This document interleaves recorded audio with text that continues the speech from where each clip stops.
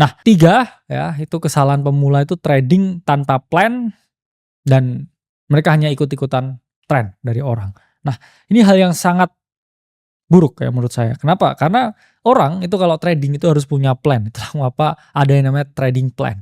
Kalau kamu tidak ya sesuai dengan trading plan, ya saya rasa kamu nggak akan pernah ya bisa memaksimalkan keuntungan. Ya, ini apa ciri-ciri orang yang nggak punya trading plan? Pertama, nggak ada tujuan. Ya, ditanya ini di mana saya harus exit, nggak ada. Oh ini di mana saya harus stop loss, itu nggak ada. Ya dia ngasal aja. Ya, 2, dia tahu kadang stop loss-nya di sini tapi tidak dipasang. Terus tiba-tiba kayak event 10/10 itu terus ceprat ya minus 20 billion, orang kehilangan duit. Itu mungkin salah satunya mereka ya yang tidak trading tanpa rencana.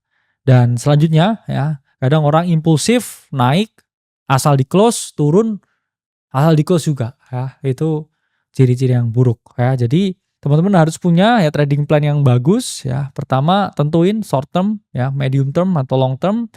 2 ya, entry dan exit.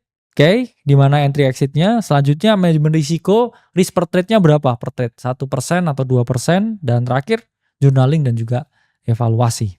Nah, gimana caranya membangun sistem dan juga strategi yang solid?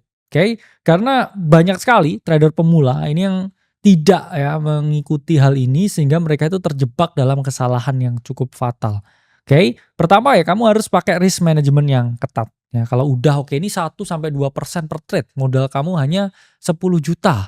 Ya udah ya 100-200 ribu. Kalau posisimu salah itu udah maksimal. Ya, kalau 100 juta ya bisa ya 1-2 juta setiap kali ke stop loss. Jadi jangan ya kamu modal 30 juta sekali kalah trade itu kayak minus 7 juta. Itu nggak masuk akal ya.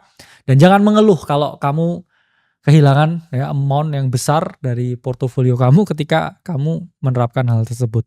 Nah, selanjutnya ya disiplin journaling ya, harus tahu ya kapan kita ya entry atau enggak, dan ketika di jurnal kita sadar ya, oke ini kesalahan terbesar kita karena ini. Oke, enggak akan saya ulangi lagi. Dan teman-teman harus ya konsisten dengan strateginya. Kalau oke, satu pattern ini ascending triangle terus dipakai dan selalu berhasil, ya teman-teman nggak ada alasan untuk mengganti strategi tersebut. Dan selanjutnya ya market itu terus berubah, jadi teman-teman harus punya ya yang namanya mindset untuk adaptif. Karena kalau teman-teman nggak adaptif, ya kamu nggak akan pernah ya bisa bertahan ya di market kripto yang sangat amat cepat berubah ini ya. Nah tadi kita udah ngomongin kesalahan, sekarang kita ngomongin bias ya kognitif yang sering menjebak pemula ya, ini secara psikologis. Jadi seringkali ya kita itu berperang melawan bias psikologis kita supaya kita itu tetap bisa trading secara maksimal ya.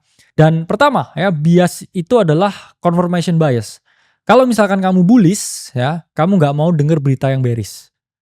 Oke, ketika kamu overexpose ke long position ya, harta semua kamu itu di kripto, kalau ada orang ngomongin oh ini bisa koreksi nih, oh ini bisa likuidasi nih, oh ini 4-year cycle nih, kamu marah-marah. Karena apa? Karena kamu overexpose. Kalau kamu underexpose, mungkin kamu cenderung bearish ya. Dalam artian kayak oh ini nggak mungkin naik ya. Terus kamu nggak mau dengerin hal yang berpotensi bullish. Tapi kalau kamu rightly expose ya udah pas ya 30% gitu ya Bitcoin kriptonya. Kamu akan lihat peluang dengan oke, objektif, oh ini bisa naik, oh ini bisa turun, oke saya alokasikan sekian. Nah itu kamu rightly expose. Selanjutnya ya, Dunning-Kruger effect. Ya ini contoh pemula biasanya satu siklus, terus kemudian ngerasa jago, terus dipukul, terus dia akhirnya belajar. Dan selanjutnya ada illusion of control, ya merasa kamu itu bisa mengendalikan pasar. Ini juga bahaya ya, kamu harus hati-hati. Dan kunci utama ya sukses trading yaitu kamu harus disiplin ya. Disiplin itu adalah fondasi yang utama. Jadi kita masuk kesimpulan, pasar itu akan selalu ada teman-teman besok, nanti, hari ini, sekarang. Ya, jangan kamu mengejar posisi, jangan kamu FOMO dengan keadaan ya, karena selalu ada peluang di market. Ya, 3 jurang utama, pertama FOMO, 2 overtrading, kebanyakan posisi, 3 nggak ada plan yang jelas. Jadi teman-teman harus kendalin emosi, ya, disiplin, adaptif, dan terus belajar. Dan teman-teman yang mau gabung ke komunitas gratis kita, ya klik link di bawah. Setiap hari kita kasih info dan juga kita kasih ke teman-teman ya berita terupdate. Jadi sampai jumpa di Discord Akademi Kripto.